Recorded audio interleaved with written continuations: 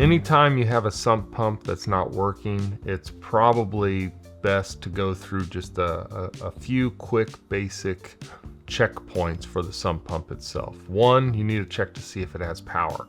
So power will either come from the breaker, so you can go back to the electrical box, make sure the breaker is actually turned on.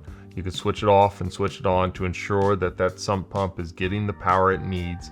You also could check the outlet it's plugged into.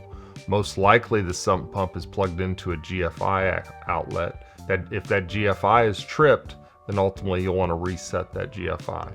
Assuming the breaker is on, the GFI is reset and working as well, then we need to check the float, because the float will begin to stick.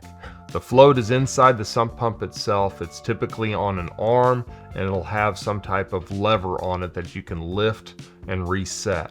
I would check that lift, that float, make sure it lifts up, make sure the sump pump tries to trip on, and if it's not, then it could be simply the sump pump itself. Between power and the float, those are the two main causes that cause sump pumps to ultimately fail, and it's an easy checkpoint for you.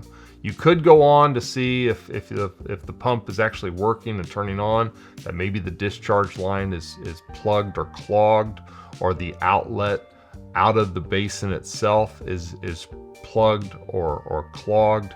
Those will help not allow the water to run through, but assuming that you're not getting any power or the sump pump's not turning on, you just need to simply check the power, either at the breaker or the GFI, or check the float on the sump pump itself.